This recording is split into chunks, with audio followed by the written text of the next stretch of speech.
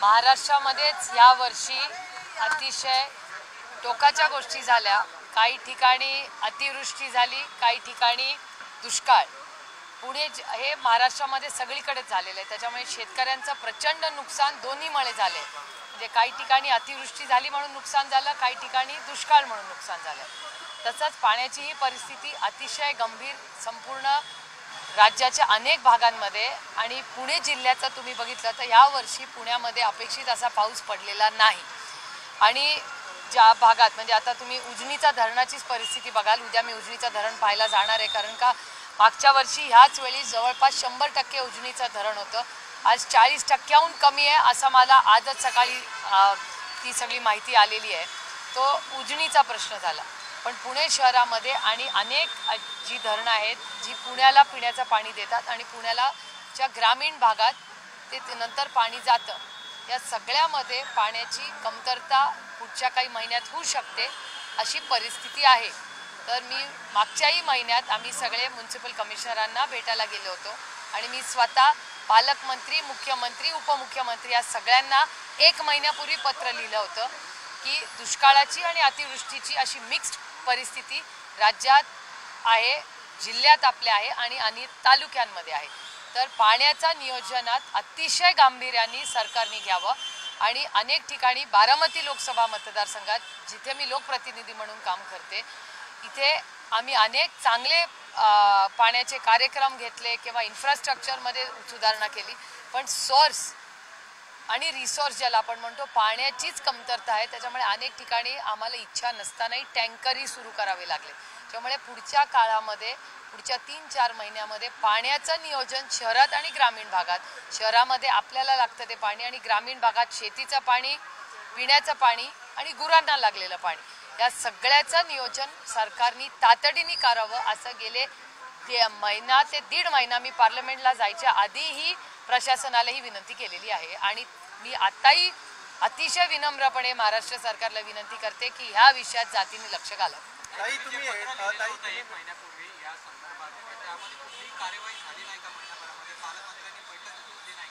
मला खरं तर 1 महिन्यापूर्वी मी गेले 3 आठवडे पार्लमेंटमध्ये आहे, त्याचा फॉलोअप आम्ही करतोय। मी रेग्युलरली म्हणजे आठवड्यातून एकदा बारामती लोकसभा मतदारसंघातली पाण्याच्या परिस्थितीचा आढावा आठवड्यातून एकदा मी घेते, ग्रामीण आणि शहर सगळ्याचाच। त्याच्यामुळे त्याचं मॉनिटरिंग आम्ही आमच्या पद्धतीने करतो आहे। पण सरकार दरबारी ह्याच्यातून काय स्पेसिफिक काही निर्णय झाले असले तरी माझ्या कानावर अजून तरी ते आलेले नाही। हो, अर्थातच कलेक्टर, कमिशनर, पालकमंत्री, राज्याचे मुख्यमंत्री यांना मी परत एक पुढच्या 2 दिवसात, आता मी मतदारसंघात माझा पुढचे 8-10 दिवस मी इथेच आहे, पुन्हा एकदा सगळा दौरा झाल्यावर, कारण का 3 आठवडे मी पार्लमेंटमध्ये होते, पार्लमेंटमध्ये आल्यावर कालच परवाच पार्लमेंट संपलंय। आता संपूर्ण प्रत्येक तालुक्यात जाऊन तालुक्याच्या लेवलला BDO, तहसीलदार या सगळ्यांची चर्चा करून काय पाण्याची परिस्थिती आहे तो आढावा घेऊन मग एक 3-4 दिवसांनी मी पुन्हा पत्र लिहीन किंवा त्यांची वेळ मागून त्यांची गाठ घेणार। मेट्रो प्रकल्पाबद्दल म्हणजे स्मार्ट सिटी हा फेल प्रोजेक्ट आहे, मेट्रो प्रकल्प हा सगळ्या इन्फ्रास्ट्रक्चर डेव्हलपमेंट नंतर केला पाहिजे, मात्र मेट्रो प्रकल्पाला धरूनच पुण्याचा विकास झाला, ते स्मार्ट सिटी मानली जात आहे। तुमचं सरकार होतं त्यावेळेस तुम्हाला करता आली नाही म्हणून विरोधक टीका करतात, असे थेट आरोप तुमच्यावर केले जातात। काय होईल, माझ्यासाठी लोकशाही आहे, त्याच्यामुळे कोणीतरी टीका केलीच पाहिजे, त्याच्यात गैर काय। दडपशाही ते करतात, लोकशाही आम्ही करतो, त्याच्यामुळे त्यांना एक इन्फ्रास्ट्रक्चरचं बोलायचा अधिकार आहे। पण मी पण एक लोकप्रतिनिधी म्हणजे कोण असतो, तो पण नागरिकच आहे ना, आणि आम्ही नागरिकांचेच प्रश्न मांडत असतो। आता नागपूरमध्ये जे झालं तुम्ही माहिती आहे, अतिवृष्टी झाली, काय झालं नागपूरच्या इन्फ्रास्ट्रक्चरचं, फुल्ली कोलॅप्स झालं, कारण का तिथले सगळे नाले बंद झाले। त्याच्यामुळे जे काम नागपूरमध्ये झालं मेट्रोचं पूर्णपणे, आणि नागपूरची मेट्रो हॅज फेल्ड, ते प्रॉफिटमध्ये नाही आहे प्रोजेक्ट।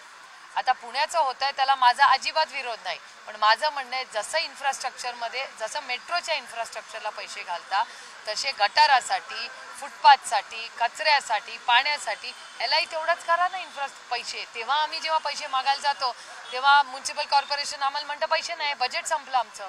मग मेट्रोसाठी तुम्हाला बजेट आहे पण आमच्या मूलभूत सुविधांसाठी नसेल, आम्ही त्यासाठीच तर न्याय मागतोय ना।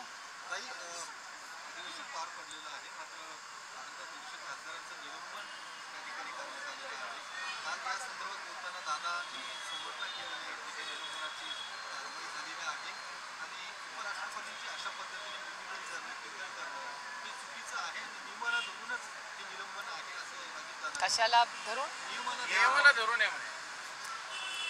मला नाही वाटत त्यांचं तुम्ही अर्ध स्टेटमेंट सांगताय. ते असंही म्हणाले की मला त्याची फारशी माहिती नाही, पण जर झालं असेल तर असं मला वाटतं ते बोललेले आहेत. करेक्ट? त्यांनी स्पष्टपणे जाहीर समर्थन केलं. नाही, समर्थन त्यांनी केलं असेल कारण का ते सरकारचे अविभाज्य भाग आहेत. समर्थन करावंच लागेल त्यांना. No choice. मी स्वतः पार्लमेंटमध्ये होते आणि तुम्ही रेकॉर्ड माझा चेक करू शकता. राष्ट्रवादी काँग्रेस पक्षाचे आता 5 लोकसभेत आणि 4 राज्यसभेत खासदार आहेत. त्यातल्या एकांचं मी नाही सांगू शकत कारण का आता ते वेगळे बसतात. दोन्ही ठिकाणी एक वेगळे बसतात. पण आदरणीय पवार साहेबांनी आम्हाला सगळ्यांना, मी 18 वर्ष खासदार आहे, आम्ही कधीही वेलमध्ये जात नाही, आम्ही कधीही घोषणा देत नाही, आम्ही कधी बोर्ड दाखवत नाही. आणि ह्याचा उल्लेख माननीय प्रधानमंत्र्यांनीही केलेला आहे की राष्ट्रवादी काँग्रेस पक्ष आणि बिजू जनता दल हे 2 असे पक्ष जे अशा कधी गोष्टी करत नाही, ज्या आम्ही कधी केलेल्या नाही. तुम्ही माझा रेकॉर्ड चेक करा, त्या दिवशी व्हिडिओ पण चेक करा की आम्ही घोषणा दिलेल्या नाहीत.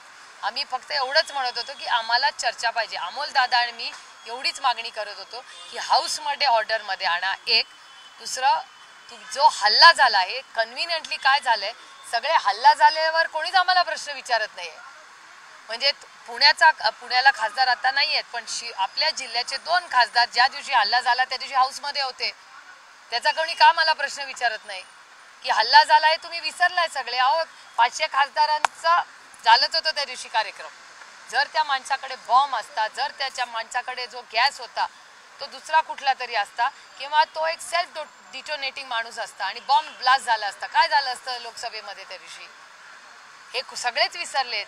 सगळ्यात महत्त्वाची बिल्डिंग जिथे या देशाचे व्हाईस प्रेसिडेंट असतात, उपराष्ट्रपती असतात, प्रधानमंत्री असतात, स्पीकर असतात, अतिशय महत्त्वाची वास्तू आहे ती.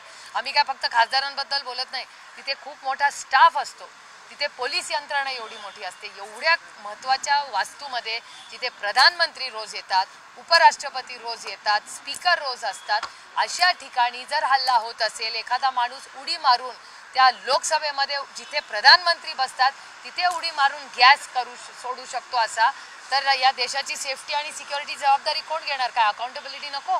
आज लोकसभेत झाले, उद्या रस्त्यावर होईल हे सगळं. काल झालेलंच आहे जम्मू काश्मीरमध्ये. काल 5 लोक ज्या पद्धतीने गेलेले, आणि मी तुमच्या सगळ्या चॅनलवर बघितलेलं आहे की एका माणसाचं मला असं वाटतं की त्यांचं डोकंच बाजूला केलेलं आहे. एवढी अतिशय क्रूर हत्या आपल्या लोकांची झालेली आहे. म्हणजे जे आपले लोक आहेत, ज्यांच्यामुळे आपण इथे राहतो, जे सैन्य आपलं आहे ते शहीद झालेले. मग सैन्य शहीद तिथे होतोय, पार्लमेंटमध्ये अटॅक होतोय, याचा अर्थ काय? आणि मग आमचं निलंबन का? की आम्ही महागाई, कांद्याला भाव मागितला, आम्ही पार्लमेंटच्या अटॅकवर चर्चा मागितली, ही आमची चूक? ही लोकशाही नाही, आणीबाणी झाली आहे देशामध्ये. आता ही सगळी माहिती दादांना कदाचित नसेल काय काय झालंय. तो हल्ला झाला त्या दिवशी सुनील तटकरे होते का नाही मला आठवत नाही, त्या दिवशी ते होते का नाही, पण अमोलदादा होते मला वाटतं, फैजल होता, मी तर होतेच. आणि आमच्या समोरच तो हल्ला झाला ना. तो आम्ही सगळ्यांनी तिथे जो हल्ला पाहिला, आणि मी तुम्हाला सांगते की त्या दिवशी म्हणजे मला अभिमान वाटतो एका गोष्टीचा, पक्ष राजकारण सगळं बाजूला ठेवून सगळे खासदार एक झाले. काही तो मुलगा ते दोन्ही मुलं करू शकत असतील, पण एकामेकाला वाचवण्यासाठी सगळे खासदार आणि जो इनर जे मार्शल्स वगैरे म्हणतात, जो आतला स्टाफ असतो, एकही पोलीस नव्हता तिथे. सगळा जो इंटरनल स्टाफ आणि खासदारांनी मिळून थोपवला त्या दिवशीचा प्रॉब्लेम. आणि त्याच्यात ना आणि प्रत्येक खासदार, एक खासदार सोडून कोणीही तिथून पळून गेला नाही, सगळे एकामेकाची मदत करत होते. जरांगेंनी काल पुन्हा नवीन डेडलाईन दिलेली आहे. हे कुठेतरी मॅच फिक्सिंग वाटते का? हाईक तयार केली गेली 24ला डायरेक्ट 20ला. सरकार आणि जरांगेचं काही जोडून असा प्रश्न आहे की राम मंदिराचं लोकार्पण पण त्याच दिवशी होतंय आणि तेव्हाच भाजप असं म्हणतंय की संपूर्ण देशात दिवाळी साजरी करा, आणि तेव्हाच मनोज जरांगे मुंबई अमर उपोषणाला सांगतात. नाही, एक 20 आहे आणि दुसरा 22 आहे, 2 दिवसाचं अंतर.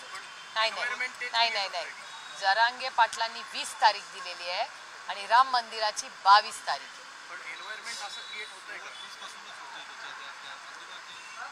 म्हणजे मला असं वाटतं कदाचित काल सरकारने काही त्यांच्याशी चर्चा केली असेल, मला माहिती नाही. माझं त्यांच्याशी काही म्हणजे मी तुमच्या TV वर किंवा जे वर्तमानपत्रात वाचलं तेच मला माहिती आहे. मलाकडे काही वेगळी माहिती नाही आहे. पिटिशन जी आहे ती आता मान्य केलेली आहे. 26 जानेवारी त्यावर सुनावणी होती. आता भाजपकडून अशी टीका होते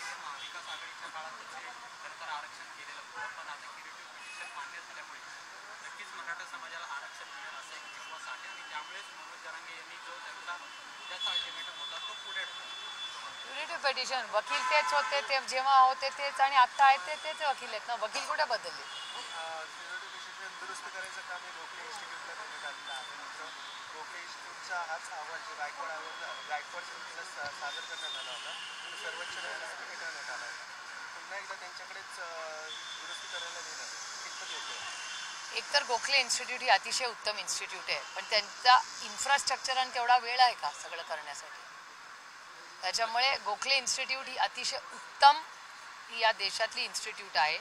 पण मला एकच काळजी वाटते की जो वेळ दिलेला आहे त्यांना तेवढ्या वेळात एवढं मोठं काम करणं शक्य आहे का नाही हे आपल्याला गोखले इन्स्टिट्यूटला कॉन्टॅक्ट करूनच विचारावं लागेल. मराठा आरक्षणाचा प्रश्न माझा अधूर राहिला. चाललंय काय जरांगे एकीकडे पुन्हा हेक्टर करतात, पुन्हा 20 कुठेतरी फिक्सिंग वाटते.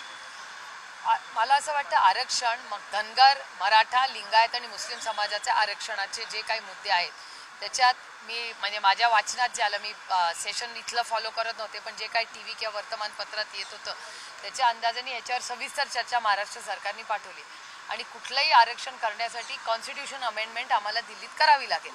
तर इथून जोपर्यंत राज्यातून प्रस्ताव येत नाही तोपर्यंत दिल्लीत आम्ही तो कॉन्स्टिट्यूशन अमेंडमेंट करू शकत नाही.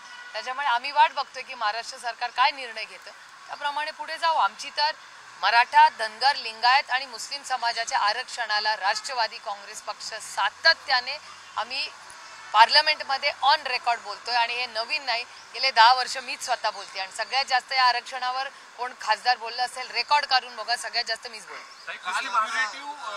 पिटिशन स्वीकारल्यानंतर चंद्रकांत पाटलांनी पुन्हा मवियावरती निशाणा साधला की बोलली मवियाच्या काळात हे झालं नाही म्हणून त्यावेळेस स्वीकारली नाही, आता आम्ही चांगलं काम केलं म्हणून ते झालं, मवियाला मराठा आरक्षण द्यायचंच नाही.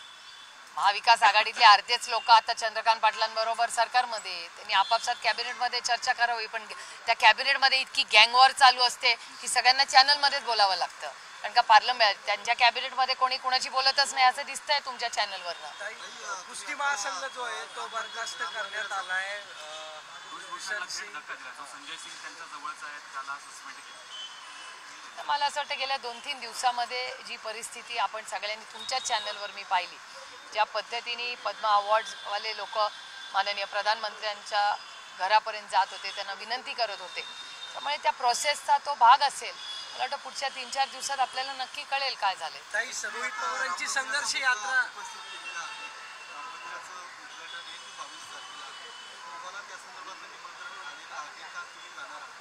आम्हाला निमंत्रण नाही आलेलं. नाही ना, अरे निमंत्रण नाही ना आलेलं. रोहित पवारांची संघर्ष यात्रा झाल्यानंतर त्यांचं फेसबुक अकाउंट असेल किंवा सोशल मीडियाचे अकाउंट जे आहेत ते हॅक करायला सुरुवात झाली. अशा पद्धतीने त्यांना ट्रोल केलं जातंय किंवा त्यांचे अकाउंट हॅक केले जातात. हे काय सुरू?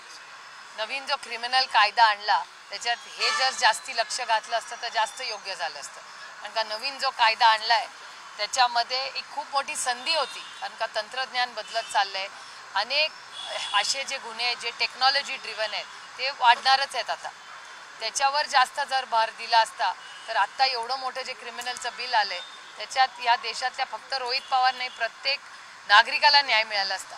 खूप मोठी संधी केंद्र सरकारने गमावली. काही कळव्यामध्ये जे ऑगस्ट महिन्यात सगळं मृत्यू तांडव झालं त्यात रुग्णालयाच्या अधीक्षकावर कारवाई वगैरे अशी विरोधकांची मागणी होती आजही आहे, पण 2 छोटे डॉक्टर त्यात निलंबित करण्यात आले, आणखी काही डॉक्टरांना निलंबित केलं जाऊ शकतं, अशा पद्धतीची परिस्थिती काय प्रतिक्रिया? राज्यामध्ये तुम्ही बघताय काय तिथे जी घटना झाली त्याच्यात जे सॉफ्ट टार्गेट असतात, म्हणजे पुण्याचं बघा, एवढं मोठं ड्रग रॅकेट पुण्यात झालं, एवढ्या मोठ्या हॉस्पिटलची केवढी बदनामी संपूर्ण राज्यात नाही देशात झाली, एवढा मोठा ड्रग माफियाबद्दल राज्याचे गृहमंत्री म्हणले की मी ते सगळं एक्सपोज करणार आहे आणि नावं घेणार आहे. मी स्वतः तुमच्याशीच पुण्यात बोलताना म्हणले होते की या राज्याचे गृहमंत्री जर ड्रग माफियाचं कंबरडं मोडण्याचं काम करत असतील तर सगळं राजकारण बाजूला ठेवून आम्ही गृहमंत्र्यांच्या मागे पूर्ण ताकदीने उभं राहू.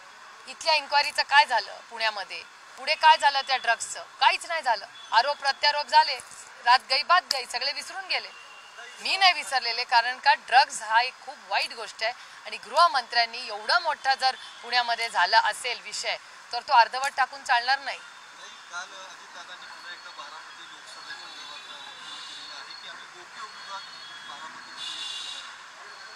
माझ्यासाठी ही लोकशाही आहे.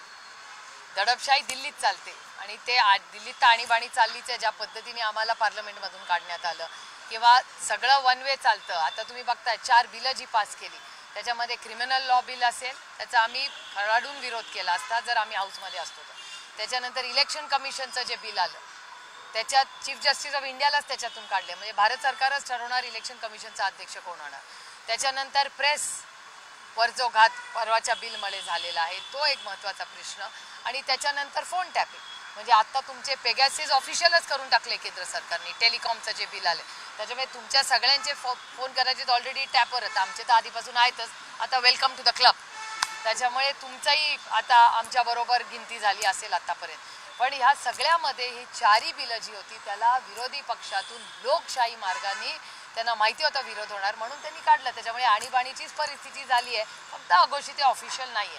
त्यामुळे ह्या सगळ्या ज्या गोष्टी होत आहेत आमचा विरोध आज मला विचाराल तर आमची जबाबदारी वाढली आहे. ह्या देशामध्ये जर लोकशाही वाचवायची असेल तर आम्हाला पूर्ण ताकदीने लढायला लागेल आणि आम्ही लोकशाहीच्याच मार्गाने इलेक्शन लढणारे लोक आहोत. त्याच्यामुळे विरोधक तर कोणीतरी असणार असलाच पाहिजे ना, असं थोडी दडपशाहीनी थोडी असतं. त्याच्या घरात ही आयडिओलॉजिकल विषय आहे. माझा आईसला पूर्ण विरोध आहे. आईस म्हणजे इन्कम टॅक्स सीबीआय ईडी याचा गैरवापर करतात. संजय राऊत काय म्हणतात, राऊत साहेब म्हणतात की इन्कम टॅक्स सीबीआय ईडी बाजूला ठेवा आणि इलेक्शन घ्या. नाही होत तसं. आता 150 खासदार भारताच्या इतिहासात असं झालेलं नाही. काय केलं होतं आम्ही तर काय म्हणत होतो शेतकऱ्यांवर आणि जो हल्ला झाला त्याच्यावर चर्चा घ्या, पण केंद्र सरकारला चर्चा करायचीच नव्हती. आता पुंछमध्ये जी गोष्ट झाली आहे तुम्ही विचार करा, 5 मुलं शहीद झाली आहेत आणि हा अटॅक करताना मग एवढं सगळं जम्मू काश्मीरमध्ये चांगलं चाललंय, मणिपूरमध्ये काय चाललंय याचं उत्तर कोण देणार. जम्मू काश्मीर आणि मणिपूर हे अतिशय सेन्सिटिव्ह विषय आहेत आणि त्याचे रेपरकशन्स फक्त तिथल्या सीमेत नाही आहेत, त्याचे कुठे ना कुठे आज नाही उद्या त्याच्या आपल्याला अडचण येणार आहे. हे तुम्ही माझं भाषण प्लीज रेकॉर्ड करून ठेवा. ही अस्वस्थता कुठेतरी दिसते.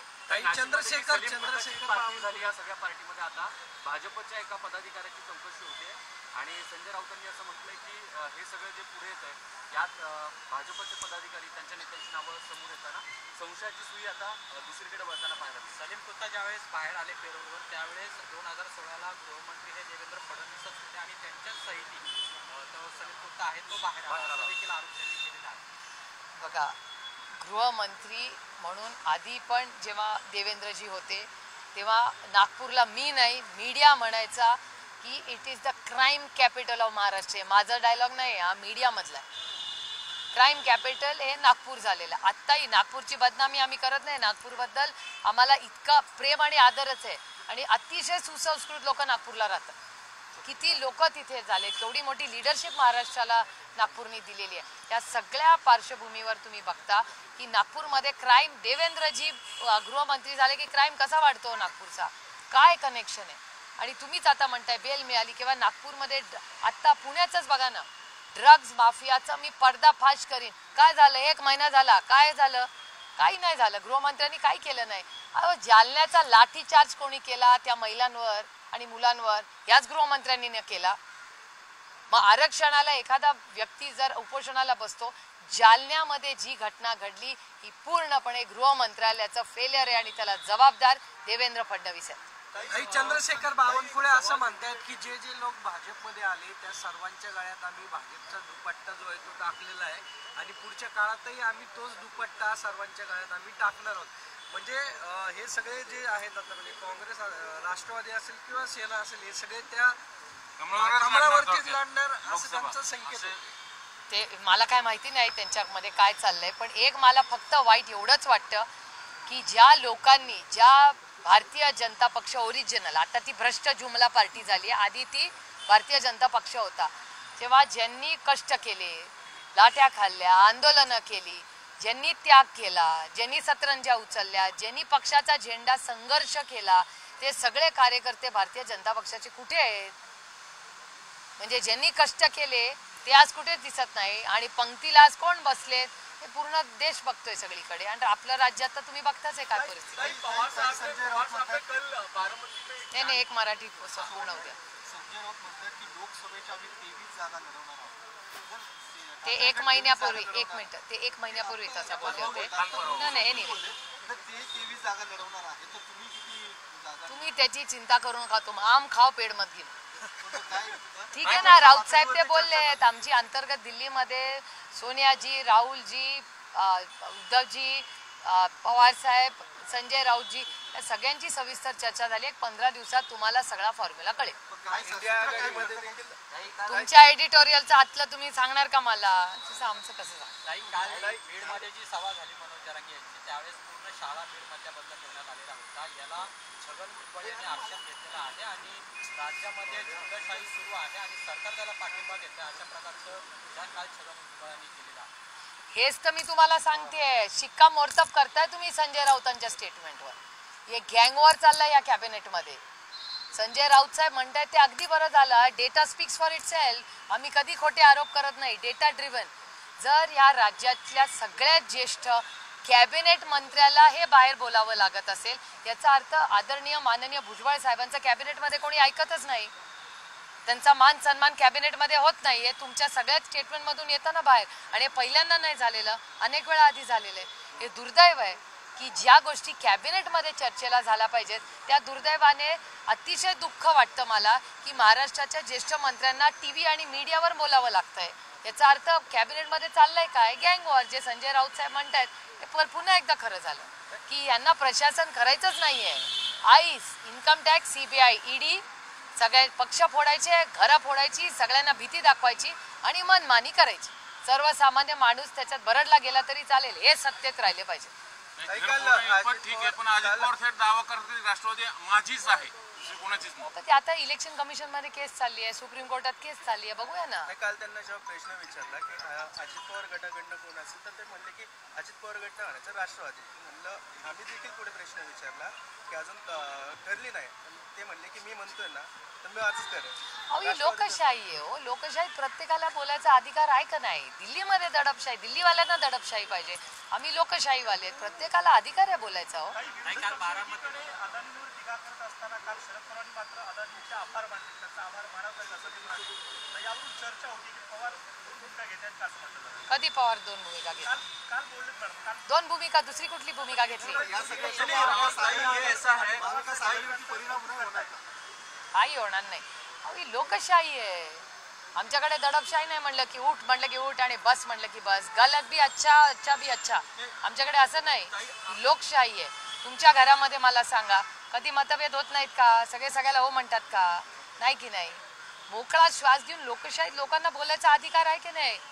इंडिया आणि महाविकास आघाडी हा लोकशाहीनी चाललेला प्रश्न. आमच्याकडे चर्चा होते, आमच्याकडे काय भीती नाही दाखवली जात की तू कर्तृत्वान असला तरी मला आवडत नाही, आउट. आमच्याकडे तसं नाही. आमची लोकशाही आहे आणि माझ्या मते लोकशाहीमध्ये मतभेद म्हणजे काय मनभेद नाही. लोकशाहीत मतभेद असलेच पाहिजेत, पण म्हणून मनभेद नसतात. ती दडपशाही नाही. दडपशाही तिकडे, आमच्याकडे नाही. तो ताई, लेकिन आपके विरोधी ये कह रहे हैं कि एमबीए हो या इंडिया ब्लॉक हो, ये अडानी जी को लेकर इतने क्रिटिकल हैं, लेकिन पवार साहब उनसे ही मदद लेते हैं. तो ये सवाल विरोधी आपके ऊपर उठा रहे हैं, उसको लेकर क्या करेंगे? विरोधी को पूछो तुम्हारे क्या राय है. और विरोधी पक्ष को ऑब्सेशन है मिस्टर पवार. उनको मिस्टर पवार से आगे कुछ दिखता ही नहीं. अच्छी बात है, थोड़ा उनको भी हेडलाइन, जब तक पवार साहब का नाम नहीं लेते हेडलाइन नहीं होती, तो अच्छी बात है, करने दो ना. थोड़ा उनको भी कुछ बोलने का हक है. ये दड़पशाही है, बोलने का अधिकार है उनको. ऐसा थोड़ी है यार कि आप एक पूछो वो भी पूछो. और हर देखो जवाब हम किसको दे सकते हैं? जो हमारे स्टेक होल्डर्स हैं. और हर व्यक्ति ने कहा तो ठीक है ना, उसकी राय हो सकती है यार. क्या दिक्कत है आपको? या किसी को भी होनी चाहिए. काल बारामतीमध्ये युगेंद्र पवार यांनी कार्यक्रम आयोजित केलेला होता. स्वतः पवार साहेब त्या कार्यक्रमात उपस्थित होते. यानंतर पुन्हा एकदा चर्चा असं सुरू झालं की पवार कुटुंबियातील आणखी एक व्यक्ती राजकारणामध्ये येणार आणि तसंच युगेंद्र पवार हे कोरेगाव मतदारसंघातून सुद्धा आगामी काळामध्ये तुमच्या पक्षातून निवडणूक लढवतील अशी सुद्धा चर्चा सुरू झाली. आमच्या फॅमिलीची एवढी माहिती तुम्हाला बाहेर असते, मला आनंद वाटतो हे ऐकून. एक तर दुसरी गोष्ट, युगेंद्र पवार दरवर्षी हे करतात. तुम्ही आत्ता नोटीस केलं, ते दरवर्षी ते कार्यक्रम घेतात. त्याच्यात नवीन काय? दादा म्हणतात की खरगे आणि मोदींमध्ये खूप मोठा फरक आहे.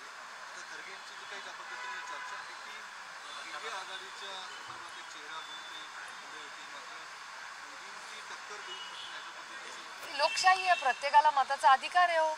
प्रत्येकाने आता तुम्ही मतं पण मांडायची नाही लोकांनी. मी फार दिल्लीचा इन्फ्लुएन्स व्हायला लागला तुमच्यावर.